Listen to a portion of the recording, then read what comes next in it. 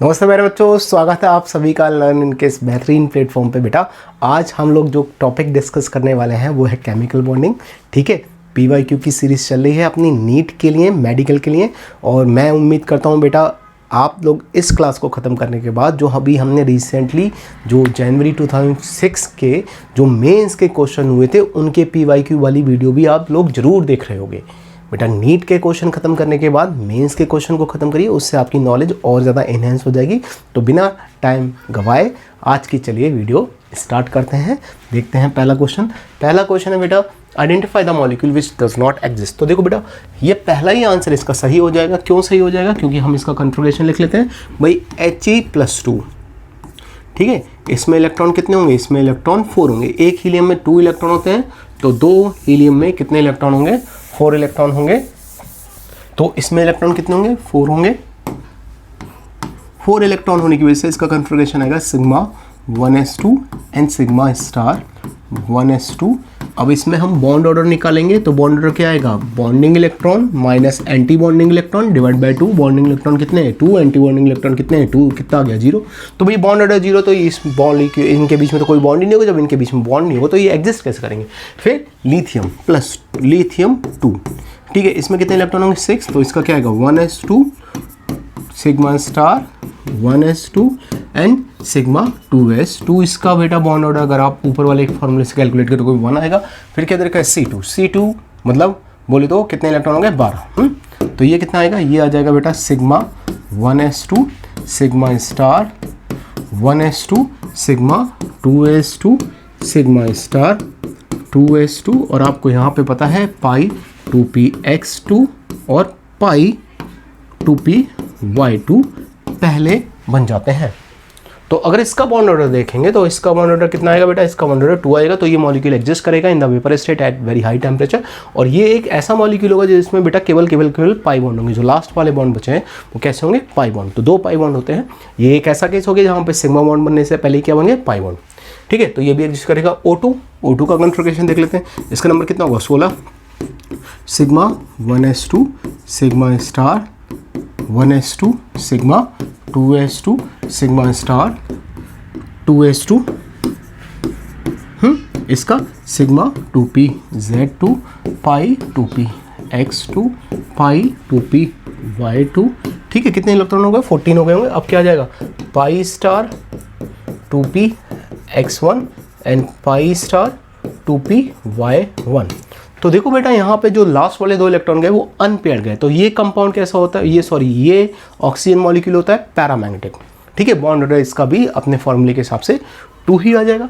ठीक है, तो हमारा इसका आंसर क्या हो गया बेटा? पहला आंसर हो गया He+2 एग्जिस्ट नहीं कर सकता। अगले क्वेश्चन पे चलते हैं। इसमें देखा ammonia which of the following set of molecule will have 0 dipole moment. सबका डाइपोल मोमेंट 0 होना चाहिए। देखो बेटा यहाँ पे अमोनिया का नहीं होगा, अमोनिया का नहीं होता है, बेरिलियम ट्राइफ्लोराइड का होगा, वाटर का नहीं होता है, एंड 1,4 डाइक्लोरोबेंजीन का भी नहीं होगा। फिर बोरॉन ट्राइफ्लोराइड का नहीं, अच्छा इसका डाइपोल मोमेंट 0 नहीं है, इसका डाइपोल मोमेंट 0 नहीं है, बाकी दोनों का डाइपोल मोमेंट 0 है। अब बोरॉन ट्राइफ्लोराइड का डाइपोल मोमेंट 0 होगा, हाइड्रोजन फ्लोराइड का 0 नहीं होगा, कार्बन डाइऑक्साइड का 0 होगा, 1,3 डाइक्लोरोबेंजीन का भी 0 नहीं होगा। फिर नाइट्रोजन ट्राइफ्लोराइड का 0 नहीं होगा, बेरिलियम ट्राइफ्लोराइड का 0 होगा, वाटर का 0 नहीं होगा, 1,3 डाइक्लोरोबेंजीन का भी नहीं होगा। फिर लास्ट में जो बचता है बोरॉन ट्राइफ्लोराइड BF3। इसकी शेप आती है बेटा trigonal planar hybridization sp2 bond angle 180। इसका म्यू 0 होगा। फिर बेरिलियम ट्राइफ्लोराइड कुछ इस तरह से लीनियर शेप होगी, 180 एंगल, हाइब्रिडेशन sp 0 होगा। Carbon dioxide again sp hybridization linear shape. ठीक है, and sp hybridization linear shape.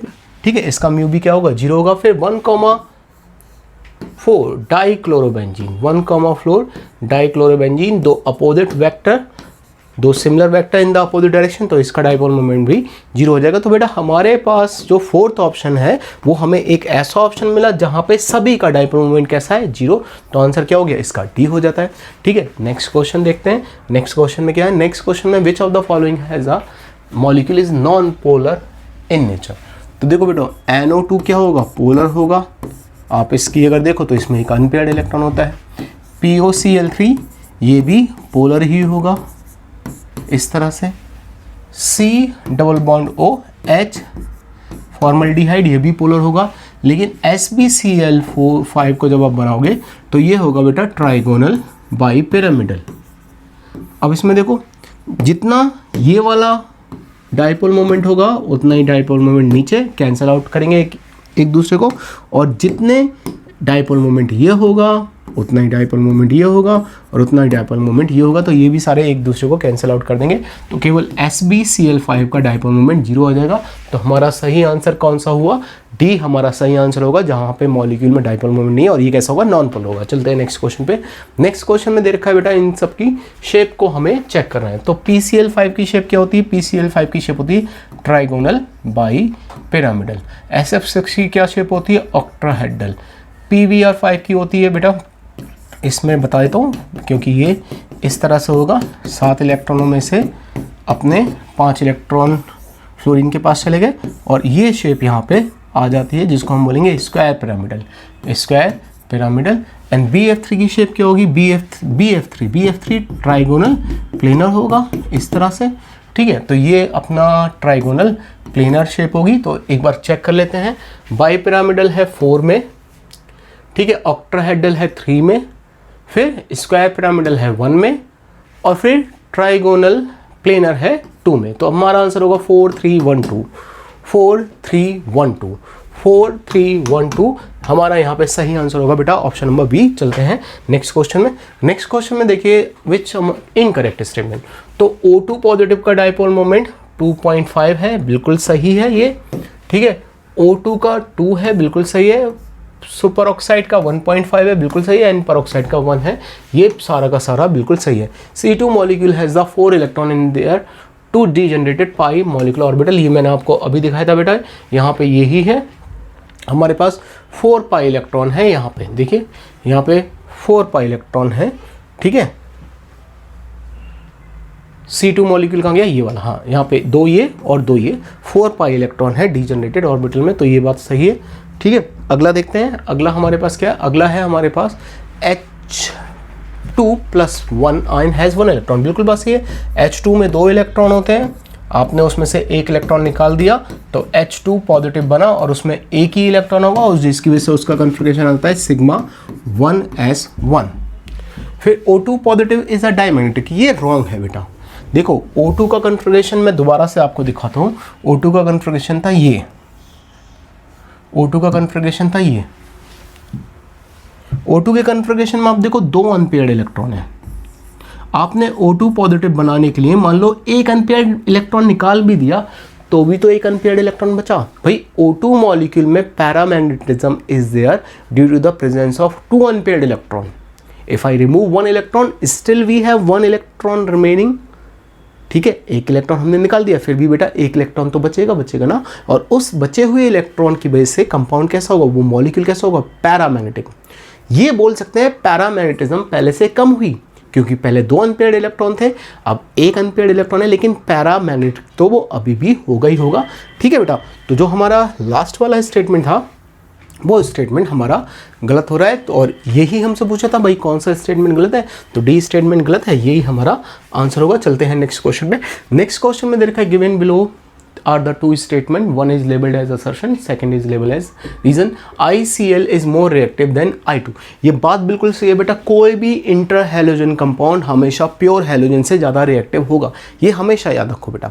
कोई भी इंटर हैलोजन कंपाउंड जो होगा वो हमेशा प्योर हैलोजन से ज़्यादा ही रिएक्टिव होगा। तो ये बात तो सही है? क्यों सही है? क्योंकि ICl bond is weaker then the II bond. ये बात भी बिल्कुल बेटा सही भी है और एक्सप्लेनेशन भी है। कोई भी इंटर हैलोजन मॉलिक्यूल जो है वो अपने प्योर हैलोजन से, मतलब एलिमेंटल हैलोजन से लेस स्टेबल होता है, जिसकी वजह से वो बॉन्ड वीक हो जाता है, और बॉन्ड वीक हो जाता है जल्दी टूट जाता है, एक्टिवेशन एनर्जी कम हो जाती है, जिससे उसकी रिएक्टिविटी बढ़ जाती है। तो दोनों ही ट्रू हैं और दोनों ही उसकी एक्सप्लेनेशन भी है। तो इसका आंसर बेटा क्या होने वाला है, 1 होने वाला है। चलते हैं नेक्स्ट क्वेश्चन में। नेक्स्ट क्वेश्चन में हमें दे रखा है कि intermolecular forces of attraction and repulsion between the interactive molecules. देखो बेटा, मॉलिक्यूल्स के बीच में डाइपोल फोर्सेज लगता है, मॉलिक्यूल के बीच में डाइपोल इंड्यूस्ड डाइपोल फोर्स लगता है, मॉलिक्यूल के बीच में हाइड्रोजन बॉन्डिंग भी हो सकती है, लेकिन कोवैलेंट बॉन्डिंग मॉलिक्यूल्स में नहीं होती, ये एटम्स में होती है। ठीक है, फिर डिस्पर्जन फोर्स भी मॉलिक्यूल के बीच में लग सकते हैं। तो 1 2 3 5 ये वो फोर्सेस हैं जो कि मॉलिक्यूल्स के बीच में प्रेजेंट हो सकते हैं। 1 2 3 5 ये वाला बी स्टेटमेंट जो है ये बेटा सही होने वाला है। चलते हैं नेक्स्ट क्वेश्चन में। नेक्स्ट क्वेश्चन में है the boiling point of the hydride of the group 16 element. ये बिल्कुल बात सही। देखो बेटा, H2O में क्या होता है, हाइड्रोजन बॉन्डिंग होती है, और हाइड्रोजन बॉन्डिंग की वजह से इसके मॉलिक्यूल आपस में बहुत ही स्ट्रांगली जुड़े होते हैं। फिर डाउन द ग्रुप जाएंगे तो मास बढ़ता जाएगा, मास बढ़ता जाएगा तो weak van der Waals forces of attraction dispersion forces बढ़ते जाते हैं। मास बढ़ेगा तो फोर्सेस बढ़ेंगे। तो जो डाउन द ग्रुप जब हम सबसे नीचे पहुंचेंगे उसका मास सबसे ज़्यादा होगा, जिसका मास सबसे ज़्यादा होगा उसमें फोर्स ऑफ अट्रैक्शन सबसे ज़्यादा होगा। तो जिसमें फोर्स ऑफ अट्रैक्शन सबसे ज़्यादा होगा उसका बेटा बॉइलिंग पॉइंट भी सबसे ज़्यादा हो गई होगा। तो उसके बाद कौन आएगा, H2TE। उसके बाद कौन आएगा, H2SE। सबसे कम किसका हो गया, H2S का, क्योंकि ये एक ऐसी गैस बन गई जिसका ना मास ज़्यादा है, ना मास ज़्यादा है तो फोर्स ऑफ अट्रैक्शन भी ज़्यादा नहीं हुआ, और ना ही जिसमें हाइड्रोजन बॉन्डिंग है।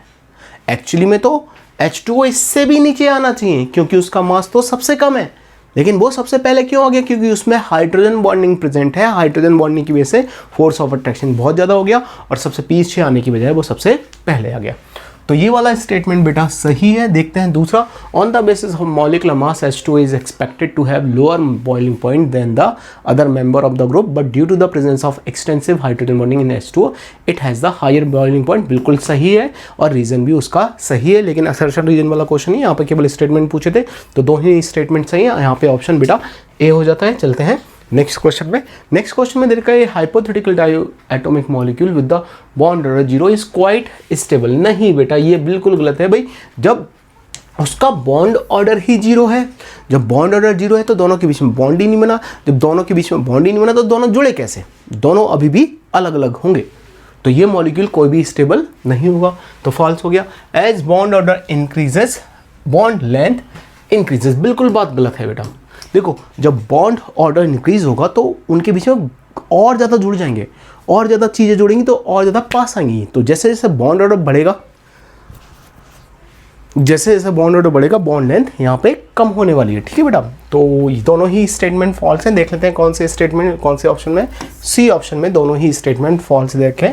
चलते हैं बेटा नेक्स्ट क्वेश्चन में। नेक्स्ट क्वेश्चन में unlike gallium that has the very high boiling melting point, caesium has a very low melting point. बिल्कुल गलत बात है बेटा। देखो, गैलियम का भी जो बोलते हैं मेल्टिंग पॉइंट बहुत ही कम होता है। हम बोलते हैं कि ये गर्मियों के दिनों में लिक्विड स्टेट में रहता है, अगर इसको हम हथेली पे रख दें तो हथेली पे ही मेल्ट हो जाता है। तो पहला स्टेटमेंट कैसा हो गया, फॉल्स हो गया। ठीक है, फिर on Pauling scale electronegativity of boron and chlorine are the same, ये भी बेटा फॉल्स है। अगर आप आज का अभी नई NCERT का डाटा देखोगे तो नाइट्रोजन की इलेक्ट्रोनेगेटिविटी वो 3 लिखते हैं, और क्लोरीन की इलेक्ट्रोनेगेटिविटी वो 3.2 लिखते हैं। कुछ साल पहले जब NCERT पुरानी आती थी तो वहाँ पे ज़रूर था कि नाइट्रोजन और क्लोरीन की इलेक्ट्रोनेगेटिविटी सेम दी जाती थी 3.3, लेकिन थोड़ा सा डिफरेंस है, chlorine is more electronegative than nitrogen, तो ये भी फॉल्स है। फिर argon 18 electron, potassium 18 electron, chlorine 17 + 1 18 electron, calcium 20 में से 2 निकाल दो 18 इलेक्ट्रॉन, 16 में 2 और ऐड कर दो 18। तो ये सारे के सारे आइसो इलेक्ट्रॉनिक सिस्टम है, ये बिल्कुल बात सही है। फिर the order of the first ionization enthalpy sodium Mg, ये ऑर्डर दे रखा है। अब आप देखो जरा बेटा, हमने अभी एक ऐसा ही क्वेश्चन पहले भी किया था। ठीक है, दोबारा से देख लेते हैं। आयनाइजेशन एंथैल्पी और एटॉमिक नंबर, हाइड्रोजन, हीलियम। ठीक है, फिर कौन आएगा, फिर आएगा लिथियम, लिथियम के बाद beryllium, boron, carbon, nitrogen, oxygen, fluorine and then argon. Then neon, neon के बाद कौन आएगा, सोडियम, सोडियम के बाद कौन आएगा, Mg, Mg के बाद एल्यूमिनियम, बिल्कुल सेम ट्रेंड चलेगा जैसे हमने बनाया यहाँ पे। देन सिलिकॉन, सिलिकॉन के बाद कौन आएगा, सिलिकॉन के बाद आएगा फास्फोरस, फास्फोरस के बाद कौन आएगा, सल्फर, सल्फर के बाद कौन आएगा, क्लोरीन, एंड देन क्लोरीन के बाद कौन आएगा, क्लोरीन के बाद आ जाएगा देन आर्गन। ठीक है, ये हमारे यहाँ ट्रेंड है। तो हमारे को देखिए इन सब में सबसे ज़्यादा किसका आया, सिलिकॉन का सबसे ज़्यादा है, सिलिकॉन के बाद कम किसका है, Mg का, Mg के बाद कम किसका है, एल्यूमिनियम का, और एल्यूमिनियम के बाद कम किसका है, सोडियम का। हमें क्या दे रखा है, सिलिकॉन एल्यूमिनियम, जबकि होना क्या चाहिए, सिलिकॉन एंड Mg। तो ये वाला स्टेटमेंट बेटा गलत हो गया। फिर देखो the atomic radius of caesium is greater than the lithium and rubidium, बिल्कुल बात ये, डाउन द ग्रुप जाने पे हमारा साइज जो होगा वो बढ़ेगा ही बढ़ेगा। तो डाउन द ग्रुप जाने पे जो सीजियम का साइज है वो बाकी सारे मेंबर्स से तो बड़ा ही रहेगा। तो ये भी ट्रू हो गया। तो दो ट्रू हो रहे हैं, एक बेटा सी ट्रू हो रहा है और एक ई ट्रू हो रहा है। तो सी और ई जो दे रखा है वो ऑप्शन नंबर सी में दे रखा है, सी और ई दोनों ही यहाँ पे ट्रू हैं। चलते हैं नेक्स्ट क्वेश्चन पे। नेक्स्ट क्वेश्चन में बेटा की the correct order of property against the mention. देखो वाटर की डाइपोल मोमेंट सबसे ज़्यादा होगा, ये बात पक्की है, क्योंकि उसमें बहुत ज़्यादा ज़बरदस्त तरीके से हाइड्रोजन बॉन्डिंग होती है। डाइपोल मोमेंट पोलर करेक्टर इतना ज़्यादा हो गया जिसकी वजह से वो पोलरिटी बढ़ गई, पोलरिटी बढ़ गई तो इंट्रैक्शन स्ट्रॉन्गर हो गया। तो ये वाला बिल्कुल सही है, सबसे ज़्यादा डाइपोल मोमेंट होगा वाटर का, फिर अमोनिया का, फिर क्लोरोफॉर्म का तो कम होगा। अब HCF4 जरा देखिए इसमें कितने अनपेयर्ड इलेक्ट्रॉन है। इसमें एक लोन पेयर यहाँ पे होगा और एक लोन पेयर यहाँ पे होगा। 8 इलेक्ट्रॉन होते हैं, 4 इलेक्ट्रॉन जियोन के फ्लोरीन के साथ सेटिस्फाइड हो गए तो 2 अनपेयर्ड इलेक्ट्रॉन बचे। HCO3 इसमें एक अनपेयर्ड इलेक्ट्रॉन होगा बेटा, इसमें केवल एक अनपेयर्ड इलेक्ट्रॉन होगा। 8 इलेक्ट्रॉन होते हैं जियोन के आउटरमोस्ट में, 6 तो ऑक्सीजन के साथ चले गए तो एक बच गया। फिर HCF2 में बेटा केवल 2 इलेक्ट्रॉन फ्लोरीन के पास गए तो 6 इलेक्ट्रॉन उसके पास अभी भी बचे हुए होंगे। तो देखो ये गलत हो रहा है, सबसे ज़्यादा इलेक्ट्रॉन पेयर है यहाँ पे, फिर यहाँ, फिर यहाँ पे, फिर यहाँ पे, और इन्होंने क्या दे रखा है HCF2 को तो सबसे बाद में दे रखा है, जबकि इसमें तो लोन पेयर सबसे ज़्यादा है। तो ये वाला कैसा हो रहा है, ये वाला बेटा हमारे पास फॉल्स हो रहा है। फिर OHCHNO बॉन्ड लेंथ, ये हमें बोल रखा है कि क्या सही है या फिर ये गलत है। तो बेटा देखो इसमें क्या है कि हमारे पास ये पहला वाला तो सही हो गया था, डाइपोल मोमेंट का तो सही हो गया, वो तो मैंने गलती से F बना दिया था, है ये तो ट्रू हो गया। ये बेटा देखो यहाँ पे OHCH, ठीक है। अब C से छोटा कौन होगा, N, और C से भी छोटा कौन होगा, O, ठीक है। जबकि इसमें देखो C बड़ा होगा और O छोटा होगा। तो सबसे ज़्यादा बड़ा बॉन्ड किसका होना चाहिए, सबसे ज़्यादा बड़ा बॉन्ड होना चाहिए CH का, देन OH, देन NO का, देन OH का, जो कि हमें नहीं दे रखा है। तो ये भी कैसा हो गया, फॉल्स हो गया। फिर देखो ये वाला सही है, नाइट्रोजन N2 में ट्रिपल बॉन्ड होगा, तोड़ने में एनर्जी ज़्यादा, O2 में डबल बॉन्ड होगा, तोड़ने में एनर्जी कम, और H में सिंगल बॉन्ड होगा, तोड़ने में एनर्जी सबसे कम। तो ये हमारे पास ट्रू स्टेटमेंट A हो गया और साथ में D हो गया। तो आंसर बेटा इसका आ जाता है B ऑप्शन सही आ जाता है, जहाँ पे A और D दोनों ही सही दे रखे हैं। बेटा आज की क्लास में देखो बेटा हमारे पास इतने ही क्वेश्चन थे। मैं उम्मीद करता हूँ बेटा आप लोग इसको देखने के बाद हमारा जो IIT मेंस के क्वेश्चंस थे केमिकल बॉन्डिंग के उनको जरूर देखोगे, उनको देखोगे आपको डेफिनेटली बेटा और ज़्यादा बेनिफिट मिलने वाला है। तो अब मिलते हैं बेटा अपनी अगली क्लास में। For this time thank you and goodbye प्यारे बच्चों।